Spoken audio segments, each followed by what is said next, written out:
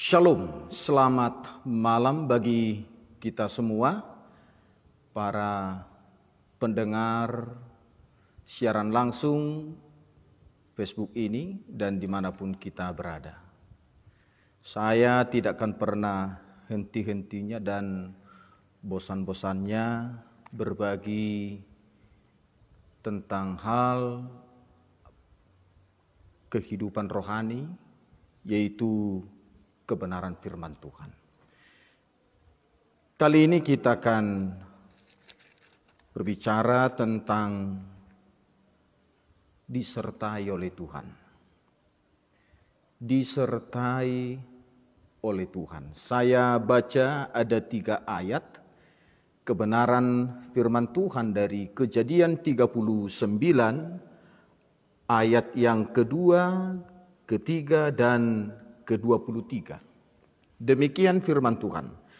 Tetapi Tuhan menyertai Yusuf sehingga ia menjadi seorang yang selalu berhasil dalam pekerjaannya.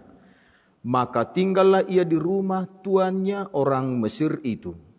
Setelah dilihat oleh tuannya bahwa Yusuf disertai Tuhan dan bahwa Tuhan membuat berhasil segala sesuatu yang dikerjakannya. Maka Yusuf mendapat kasih tuannya. Ayat 23. Dan kepala penjara tidak mencampuri segala yang dipercayakannya kepada Yusuf, karena Tuhan menyertai dia, dan apa yang dikerjakannya dibuat Tuhan berhasil. Saudaraku yang terkasih dalam Yesus Kristus, 3 ayat kebenaran firman Tuhan ini berbicara tentang disertai Tuhan. 3 kali kata ini diulang-ulang terus dari 3 ayat ini. Disertai Tuhan. Biasanya kalau kata yang selalu diulang-ulang, kata yang sama, berarti itu sesuatu yang sangat penting. Sesuatu yang luar biasa. Nah, Yusuf adalah anak dari Yakub, anaknya yang ke-11 dari ibunya bernama Rahel. Tetapi bukan karena Yusuf adalah anak yang ke-11 sehingga dia disebut disertai Tuhan.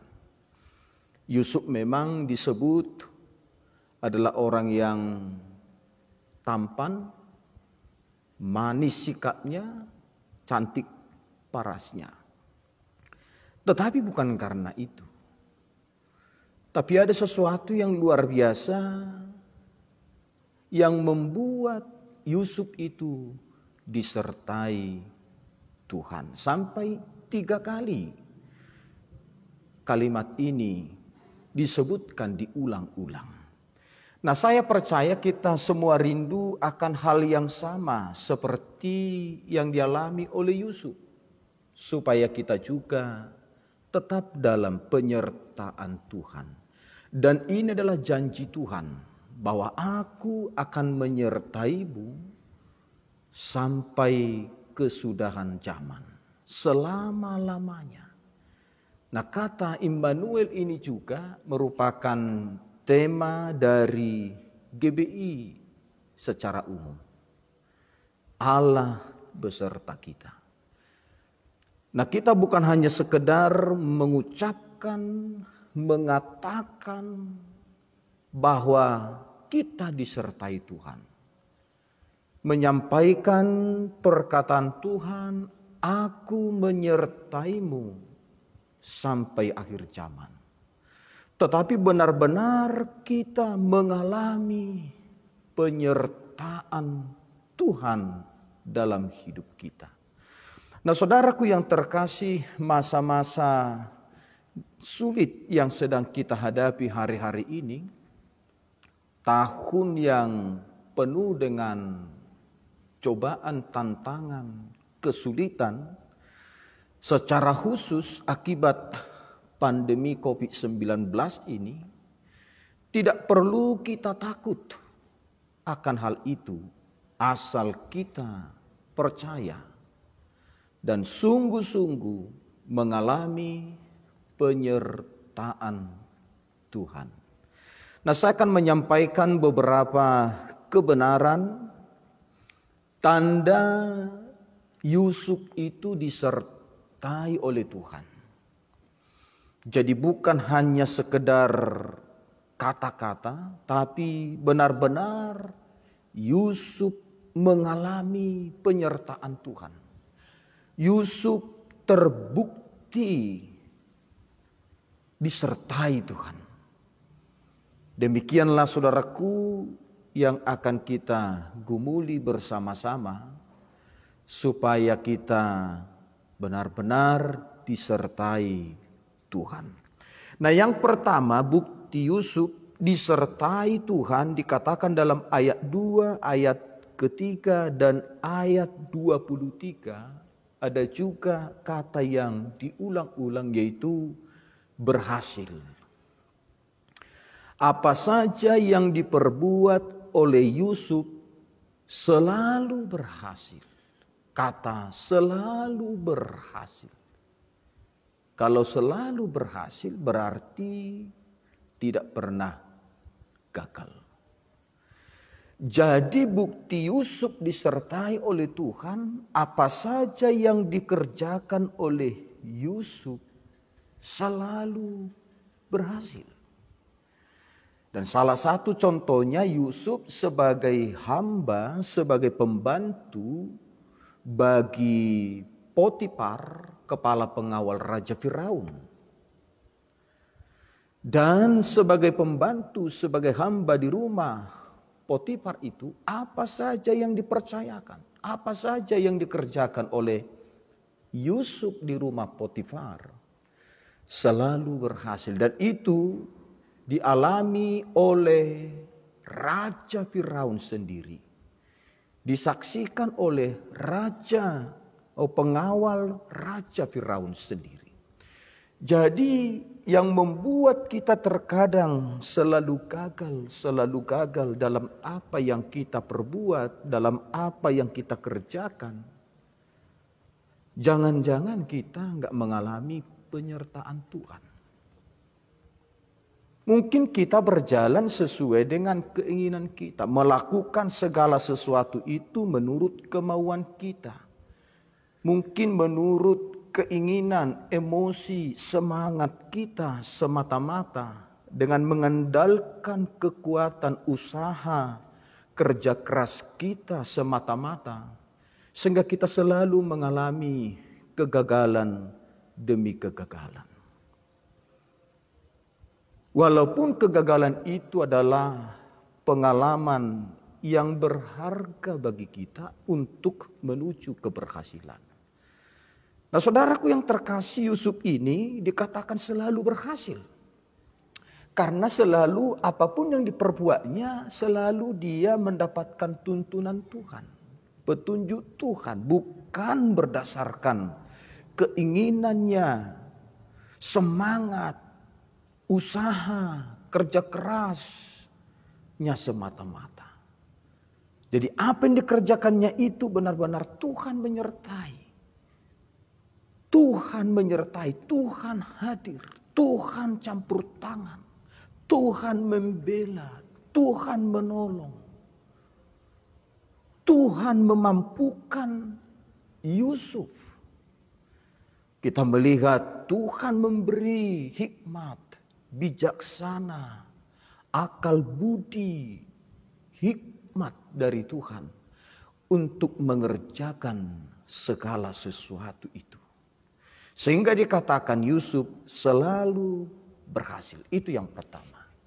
Saya percaya tanpa saya tidak tanya kita sekalian, apakah kita rindu selalu berhasil? Pasti jawabannya iya, saudaraku. Nah, kalau kita mau selalu berhasil, maka kita harus percaya, yakin, benar-benar bahwa kita disertai Tuhan. Walaupun Orang yang disertai Tuhan itu bukan berarti lepas dari kesulitan. Bukan berarti lepas dari masalah. Bukan berarti lepas dari pergumulan, proses. Bukan saudaraku. Bukan berarti semuanya menjadi gampang. Semuanya menjadi mudah. Tapi semuanya akan menjadi indah. Tuhan tidak pernah menjanjikan itu bahwa orang yang disertai oleh Dia tidak pernah mengalami kesulitan, tidak pernah mengalami kesusahan, tidak pernah mengalami masalah, tidak pernah mengalami penderitaan, tidak pernah mengalami proses. Tidak pernah Tuhan janjikan seperti itu. Tapi diberi Tuhan kekuatan, diberi Tuhan jalan, diberi Tuhan hikmat bagi kita untuk mengerjakannya. Diberi kita kemampuan. Bahkan di luar kemampuan kita diberikan oleh Tuhan. Nah itu yang pertama saudaraku. Nah yang kedua saya melihat dari pribadi Yusuf.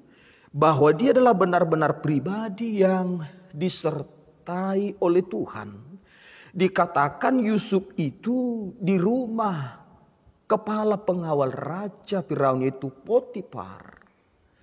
Itu menjadi kepercayaan. Kepercayaan. Jadi Yusuf itu dipercaya oleh Potifar untuk mengerjakan, untuk mengelola, untuk mengusahai semua apa yang ada di rumahnya, apa yang ada di ladangnya, ternaknya, hartanya. Diberi dia kepercayaan. Tidak lagi dicampuri, diberi kepercayaan. Ini luar biasa. Kenapa Potifar sehebat itu memberi kepercayaan? Keluarganya pun diberi kepercayaan untuk memperhatikan, menjaga. Karena Potifar melihat Yusuf itu disertai Tuhan. Tidak mungkin Yusuf melakukan sesuatu yang jahat. Tidak mungkin Yusuf menipu Potifar. Tidak mungkin Yusuf melakukan sebuah kesalahan fatal, pelanggaran kepada Potifar. Karena Yusuf itu benar-benar takut akan Tuhan. Disertai oleh Tuhan. Sehingga Potifar memberi kepercayaan yang luar biasa kepada Yusuf. Nah, orang yang disertai Tuhan akan mendapat kepercayaan. Tuhan saja sudah percaya, diberi kepercayaan, apalagi manusia. Nah, saudaraku yang terkasih, orang-orang akan melihat dalam diri kita ada kebenaran, kejujuran, ketekunan, kerendahan hati, semua itu. Maka kita akan mendapat kepercayaan. Itu yang kedua saudaraku. Saya juga menemukan dalam pribadi Yusuf itu bahwa Yusuf disertai Tuhan. Maka Yusuf mengalami hal-hal yang luar biasa dalam hidupnya. Ketidakmustahilan terjadi atas hidupnya. Karena dia disertai oleh Tuhan, maka segala jalan yang buntu, jalan yang tertutup, sesuatu yang tidak mungkin menjadi mungkin, sesuatu yang mustahil menjadi tidak mustahil. Semua Yusuf alami. Karena dia disertai oleh Tuhan, Tuhan akan membukakan segala pintu-pintu terbuka untuk Yusuf. Di saat manusia tidak bisa lakukan, tapi Tuhan bisa lakukan kepada Yusuf. Nah, kita bisa lihat. Pada waktu Yusuf mengartikan mimpi daripada Raja Firaun, disitulah Yusuf mengalami sesuatu ketidakmustahilan. Sesuatu yang tidak mungkin menjadi mungkin. Karena Yusuf diangkat oleh Raja Firaun menjadi mangku bumi. Menjadi penguasa, pemegang otoritas di kerajaannya di Mesir. Bahkan Firaun sendiri berkata, hanya tahta ini, hanya tempat duduk inilah kelebihanku dari engkau. Tapi segala kuasa, otoritas diserahkan kepada Yusuf. Padahal Yusuf itu bukanlah orang Mesir. Kisahnya Yusuf sampai di Mesir adalah, Yusuf itu adalah manusia pribadi yang dibeli, dijual ke Mesir. Dia adalah orang Ibrani, orang Israel, anak Yakub yang terbuang ke Mesir. Tetapi di Mesir, Yusuf bisa jadi penguasa mangku bumi, pemegang otoritas atas kerajaan di seluruh Mesir. Ini sesuatu yang luar biasa. Mengapa hal itu bisa terjadi? Karena Yusuf disertai Tuhan. Sesuatu yang tidak mungkin akan menjadi mungkin. Sesuatu yang mustahil menjadi tidak mustahil. Sesuatu yang tidak ada menjadi ada. Itu Tuhan akan lakukan bagi orang-orang yang disertai oleh Dia. Nah, saudaraku yang terkasih dalam Yesus Kristus, Yusuf adalah pribadi yang disertai oleh Tuhan. Saya melihat dan menemukan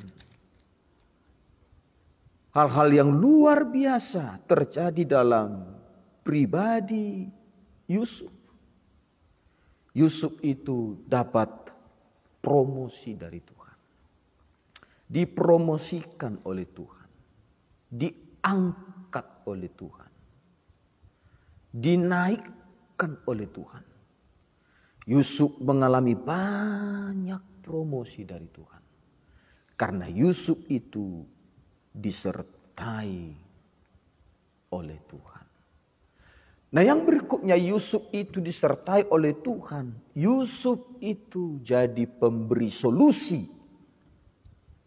Pemberi solusi atas kesulitan yang ada.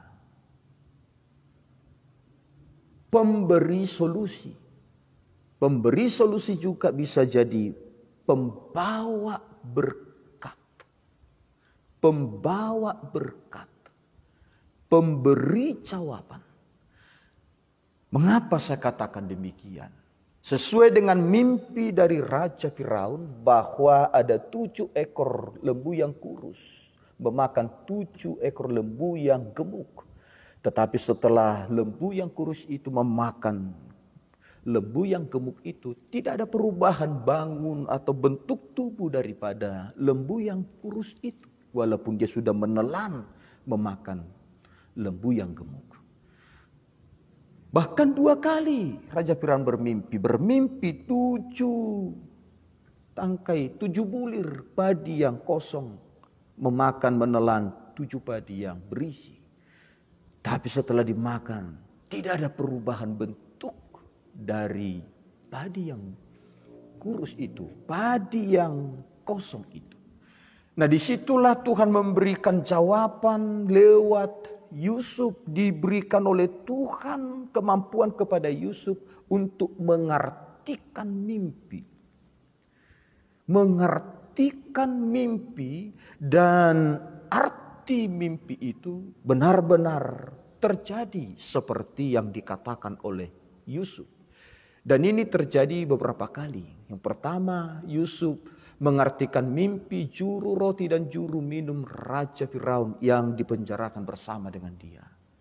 Yusuf mengartikannya, dan sesuai dengan arti yang diberikan oleh Yusuf itu terjadi kepada 2 pribadi itu. Demikian juga kepada Raja Firaun mengatakan bahwa akan terjadi 7 tahun kelimpahan di negeri ini. Dan akan ada 7 tahun kekurangan di negeri ini. Saking hebatnya kekurangan, kelaparan itu, kesulitan itu akan menelan, membuat habis persediaan 7 tahun kelimpahan itu. Lalu Yusuf mengartikannya. Dan benar-benar terjadi seperti yang disampaikan oleh Yusuf. Lalu saudaraku, dibutuhkan hikmat, kemampuan bagaimana keluar dari 7 tahun kesulitan ini, 7 tahun kelaparan ini. Dan Yusuflah pemberi solusi itu. Yusuflah pemberi jalan keluar itu. Karena Tuhanlah yang menyingkapkan kepada Yusuf. Tuhanlah yang memberi hikmat kepada Yusuf. Sehingga Yusuf membuat strategi-strategi yang membuat bangsa Mesir, bahkan bangsa-bangsa sekitarnya menjadi keluar dari krisis kelaparan yang begitu hebat dan luar biasa. Nah, Yusuf itu pemberi solusi. Saudaraku, bukankah kita rindu? Apakah kita sebagai anak, sebagai orang tua, di sekolah kita sebagai murid, atau dimanapun di tempat kita bekerja, bukankah kita rindu menjadi pemberi solusi atas setiap kesulitan persoalan yang ada?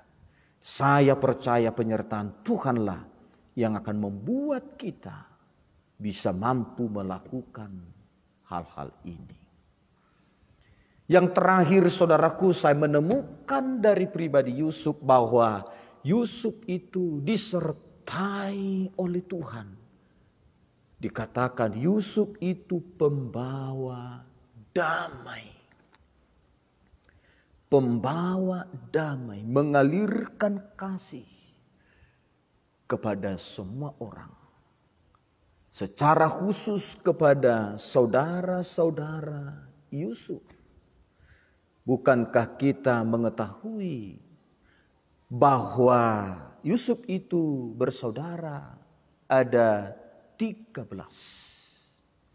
12 laki-laki, 1 perempuan. Nah, Yusuf ini karena dia adalah anak yang paling dikasihi, disayangi oleh ayahnya Yakub, akhirnya menimbulkan kecemburuan, menimbulkan iri bagi saudara-saudaranya yang lain.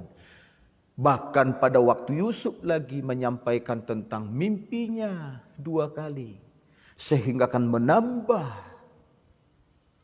amarah, dendam, kebencian, sakit hati saudara-saudara Yusuf terhadap Yusuf. Akhirnya pada waktu Yusuf disuruh ayahnya untuk melihat saudara-saudaranya menggembalakan domba, disitulah mereka merencanakan sesuatu yang jahat kepada Yusuf.